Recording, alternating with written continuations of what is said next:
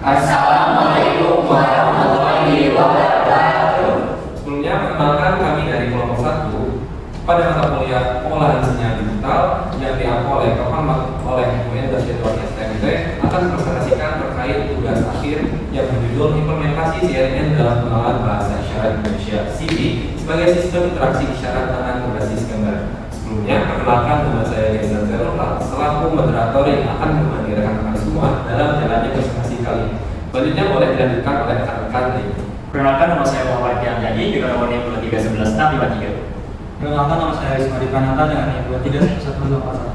Perkenalkan, nama saya Pak Ibnu dan Muhammad dengan NIM 2301542. Perkenalkan, nama saya Dina Aurelia dengan NIM 2307375.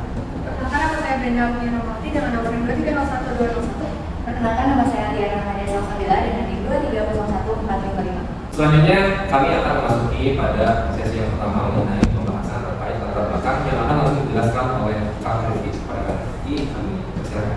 Terima kasih kepada moderator atas kesempatannya. Jadi sebelum latar belakang pada penelitian yang kami buat, di sini memang awalnya penelitian ini bukan ditujukan untuk melakukan komunikasi antar kita sebagai manusia biasa atau manusia normal bersama manusia atau teman-teman disabilitas. Di sini juga kami memiliki tujuan yaitu untuk melakukan perkenalan sebagai sedikit banyaknya bahasa isyarat, yaitu adalah huruf-huruf dalam bahasa isyarat. Karena mengingat komunikasi adalah salah satu kebutuhan dasar manusia, namun penyandang disabilitas memiliki keterlambatan. Karena bahasa isyarat Indonesia atau CV belum umum dipahami masyarakat luas. Kondisi ini menyebabkan keterbatasan akses informasi dan interaksi sosial, serta memperkuat isolasi sosial yang dialami oleh penyandang disabilitas. Nah, di sisi lain, perkembangan teknologi kecerdasan buatan juga, khususnya dalam bidang pengolahan cerita digital, memberikan peluang besar untuk menghadirkan solusi inklusif. Seperti metode yang kita pakai pada penelitian ini, yaitu Convolutional Neural Network atau bisa kita singkat sebagai CNN, merupakan metode deep learning yang terbukti efektif dalam mengenali pola visual seperti isyarat tangan.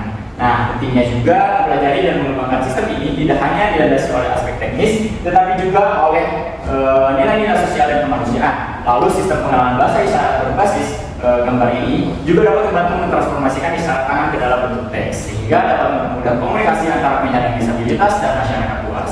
Menjadi media pembelajaran bagi masyarakat umum untuk mengenalkan dan memahami CV, yang pada akhirnya akan memperkuat interaksi sosial yang inklusif. Baik, mungkin itu saja latar belakang yang saya dapat sampaikan pada penelitian ini. Mungkin saya akan kembalikan kepada moderator. Baik, sebelumnya terima kasih banyak kepada Kak Rifki atas penyampaiannya terkait pembahasan pada latar belakang. Selanjutnya kita akan memasuki pada pembahasan mengenai metodologi penelitian yang akan langsung disampaikan oleh Tiara. Padanya. Oke, baik, terima kasih moderator atas kesempatannya. Pada bagian metodologi ini, kami menggunakan pendekatan eksperimental dalam membangun sistem pengenalan yaitu tangan statis berbasis CNN atau biasa kita sebut Convolutional Neural Network untuk klasifikasi gerak tangan produk CV. Jadi dalam proses pengembangan model, data diproses terlebih dahulu dengan pre-processing seperti mengubah gambar menjadi grayscale dan resize agar memiliki format yang seragam, juga memudahkan model dalam mengenali pola. Selanjutnya dilakukan augmentasi pada data untuk memperkenalkan variasi pada gambar seperti rotasi dan clipping guna melatih model agar tidak hanya menghafal gambar. Nah, setelah model terlatih, kita masuk ke poin 3, yaitu model dievaluasi dan diimplementasikan secara real time menggunakan webcam untuk memastikan bahwa model dapat mengenali gestur tangan pada gambar nyata, bukan hanya pada gambar yang sudah ada di dalam dataset. Oke, mungkin segitu saja pada bagian metodologi penelitian. Saya kembalikan kepada moderator. Baik, terima kasih kepada Tiara atas penyampaiannya terkait pembahasan mengenai metodologi penelitian. Selanjutnya akan lanjut dengan pembahasan mengenai tahap-tahap penelitian yang akan langsung disampaikan oleh Kak Rifki dan juga Kak Rifki. Padanya kami persilakan. Baik, terima kasih moderator atas kesempatannya. Di sini saya akan menjelaskan tahap-tahap proyek. Untuk tahap pertama dalam proyek ini adalah pengumpulan dataset CV. Dataset ini terdiri dari gambar gestur tangan yang mempresentasikan huruf A sampai Y, kecuali J dan Z. Data kemudian dipisahkan ke dalam dua bagian, yaitu dataset pelatihan dan data validasi, untuk memastikan proses pelatihan dan evaluasi berjalan dengan adil dan tidak bias.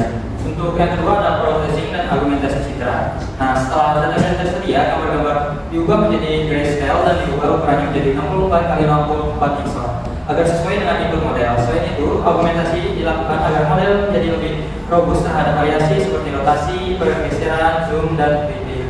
Hal ini penting untuk meningkatkan kemampuan generasi model terhadap data baru.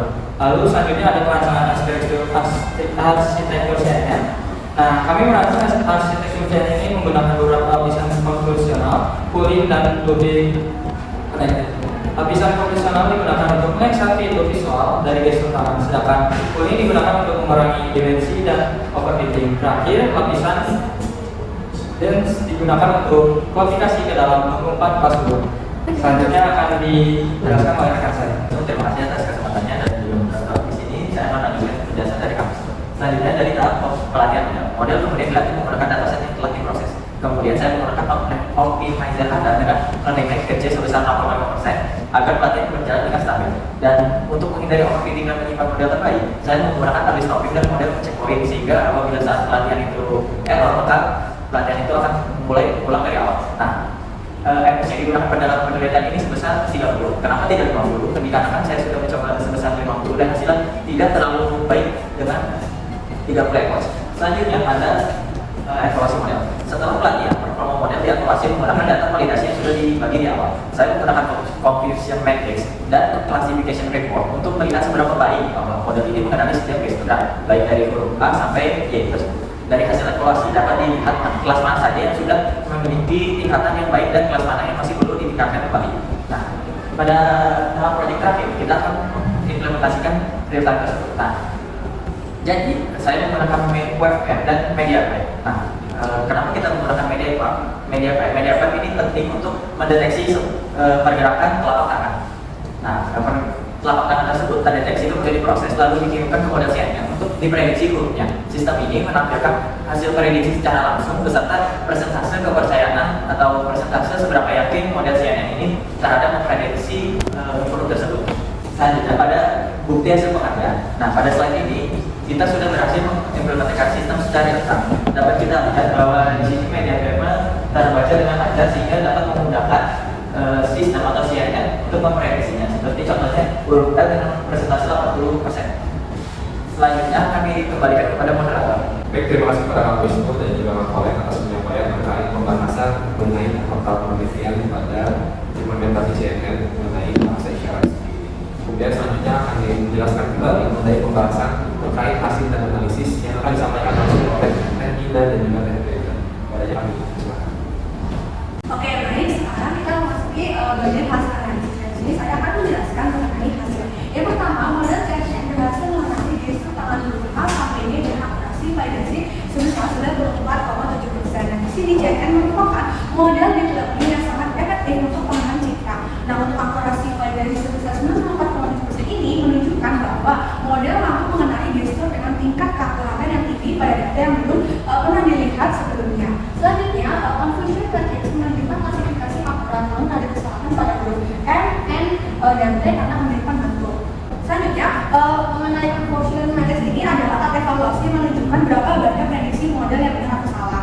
Nah, untuk kesalahan huruf dari M, N, dan T tadi bisa disebabkan oleh bentuk gestur tangan yang mirip gitu ya. Nah, ini hal ini mampu terjadi pada pengenalan pola visual yang memiliki sedikit perbedaan antar kelas. Oke, selanjutnya rata-rata precision, recall dan juga result score berada di angka 92%. Nah, di sini precision mengukur berapa banyak dari prediksi positif yang benar. Selanjutnya yaitu recall. Nah, untuk recall sendiri yaitu berapa banyak dari data positif yang berhasil dikenali oleh model. Dan selanjutnya ada result score yaitu rata-rata harmonik dari precision dan recall. Nah, untuk nilai di atas 92% tadi yaitu ketiganya menandakan bahwa model memiliki performa yang konsisten dan juga seimbang. Dan terakhir ada sistem real-time mampu mengenali gestur dengan confidence lebih dari 90% sebagian besar huruf. Nah, di sini menunjukkan bahwa saat sistem dijalankan secara langsung atau real-time, prediksi yang diberikan oleh model cukup yakin atau pasti seperti itu. Selanjutnya mengenai analisis akan dijelaskan oleh rekan saya. Dina dipersilakan. Baik, terima kasih Teh Brenda atas kesempatannya. Selanjutnya kita masuk ke hasil. Nah, berdasarkan hasil yang diperoleh, kelompok kami mendapatkan analisis, beberapa analisis yaitu diantaranya yang pertama, model CNN yang digunakan cukup mampu mengklasifikasikan gambar gestur tangan dengan tingkat akurasi yang cukup tinggi. Nah, hal ini membuktikan bahwa arsitektur CNN yang kelompok kami gunakan cukup optimal dalam mengekstraksi dan mengenali fitur visual dari indera tangan. Nah, yang selanjutnya, kesalahan klasifikasi terutama terjadi pada huruf-huruf yang bentuknya mirip seperti huruf M, huruf N, juga huruf T. Nah, hal ini disebabkan karena keterbatasan resolusi gambar dan kesamaan posisi jari. Namun, augmentasi citra sudah juga membantu untuk meningkatkan kualitas data. Tapi perbedaan antar kelas tetap